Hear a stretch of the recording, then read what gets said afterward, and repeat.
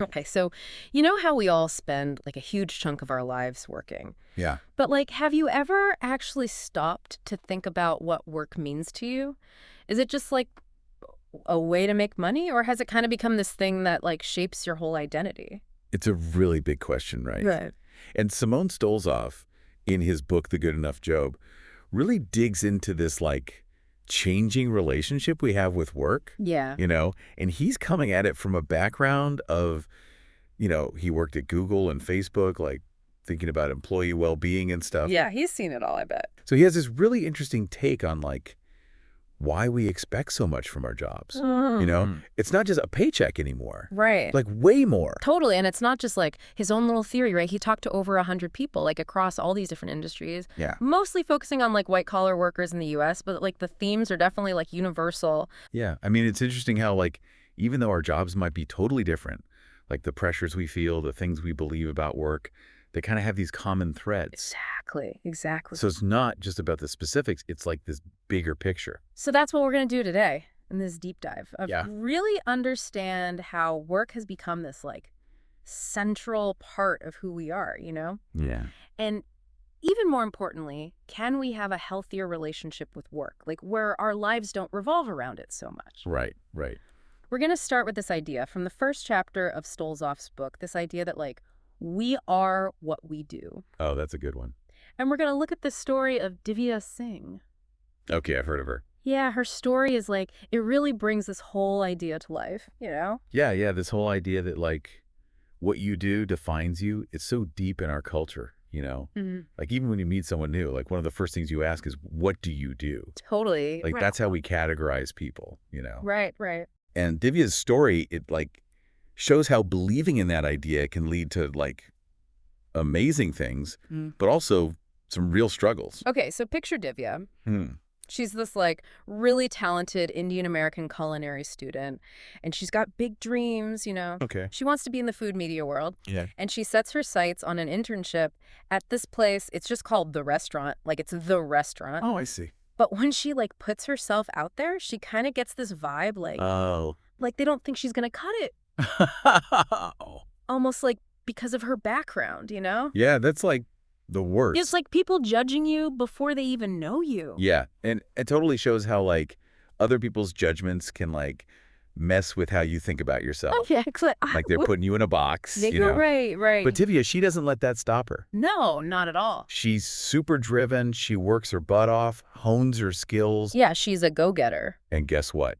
She gets the internship. Not only that, she like kills it there. Like she becomes their first ever R&D chef. Wow. Like diving into molecular gastronomy and all that, and even coming up with like dairy-free recipes. That's amazing. Like she took those initial limitations, like that judgment, and just blew past them, Yeah. She wasn't just there to get by. She was like innovating. Yeah, she owned it. In a super competitive industry. Right, and she didn't stop there. Oh, no. She's like, okay, I see a gap in the market. I'm going to launch my own company. What is it called? It's called Premier, and it focuses on dairy-free products.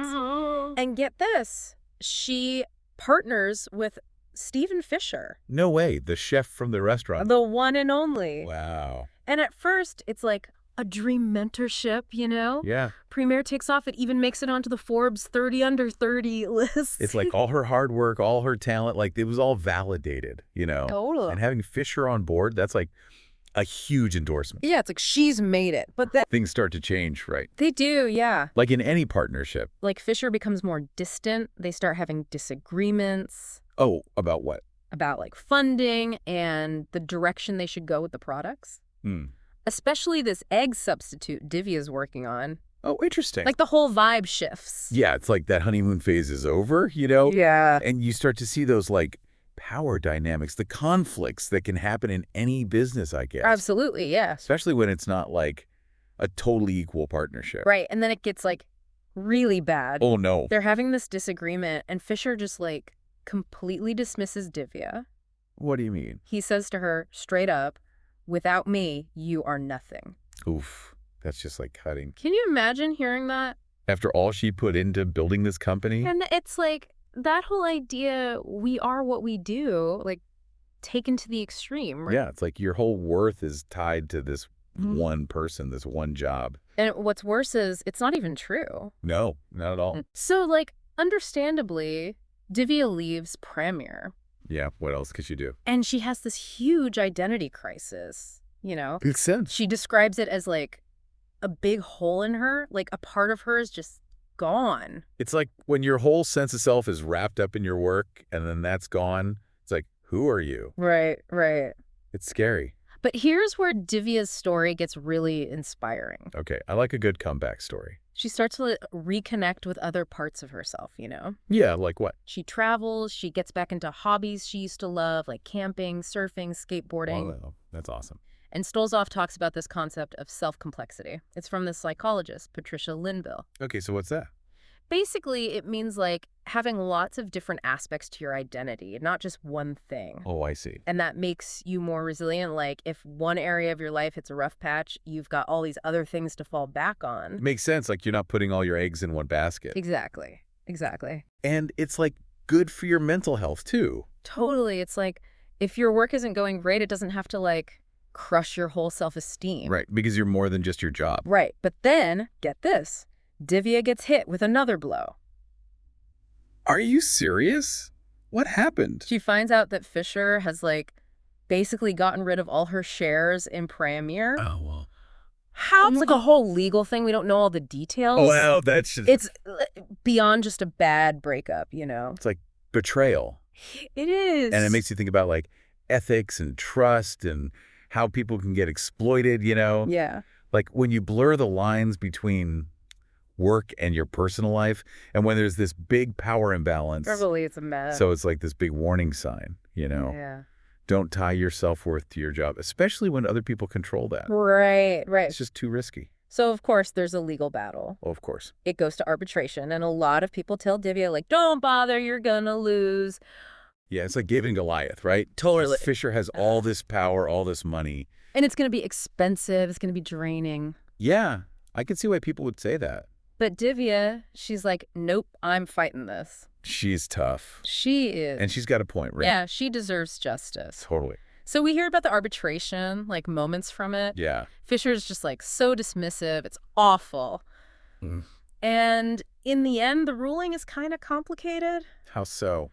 They initially say, like, okay, Divya gets her shares back. Oh, okay. But then it ends up in a buyout situation. I see. So it's long, it's messy, it's exhausting. Yeah, legal battles are the worst. They are. But even though it wasn't a perfect victory, like Divya stood up for herself. She did. She wouldn't let Fisher just walk all over her. Totally. And even the buyout, like, that's her taking back some control, you know? Absolutely. It's like acknowledging that she brought value to Premier, even if Fisher didn't want to admit it. So the chapter ends with Divya living in this co-op in Portland, Oregon. Okay. And the big takeaway is she's like actively trying to find value in her life outside of work, you know? Yeah, she's learned her lesson. She has, and her self-worth isn't tied up in her job title anymore. That's so important. It is. Especially after what she went through. And she's even starting a new venture, but like with this whole new perspective, right? Yeah, she's not going to make the same mistakes again. So Divya's story, it's like a cautionary tale. Yeah. About what happens when you buy into that idea of we are what we do too much. Yeah, you got to have other stuff going on. You do. Like invest in different parts of yourself, like Divya did. Yeah, that's how she got through it all. And came out stronger. Exactly. Okay, so we've talked about how like our identities can get so tangled up with our work. Yeah, it's tricky. And how that can make us vulnerable. Totally. So let's move on to the second chapter of Stolzoff's book. Okay. Where he talks about this thing called workism. Yeah, I've heard that term thrown around. It's like the idea that for a lot of people, work has taken the place of religion. Interesting. It gives them meaning, community, purpose, all that stuff. Yeah, I can see that. Like it fills a void, you know? Yeah, especially with religion kind of declining for some people. Right, right. It's like work becomes the new church in a way. Totally. So to explore this, Stolzoff introduces us to Ryan Burge. Okay, who's that? He's a social scientist, Okay. but also a pastor. Oh, wow. That's interesting. Yeah, so he's got this really unique perspective. He's coming at it from both sides. Exactly. He's not just looking at the numbers. He's seeing this stuff play out in real life. Yeah, in his own community. And he's done a ton of research on this group called the knowns. The knowns. Yeah, people who don't identify with any religion. Oh, okay. Got it. He uses data from the General Social Survey. Okay, so what's the data say? Well, Burge found that the knowns are now the biggest religious group in the U.S. Wow, that's huge. Bigger than evangelicals, bigger than Catholics. That's a big shift. It is. Like, society is changing. Yeah, how people find meaning and purpose.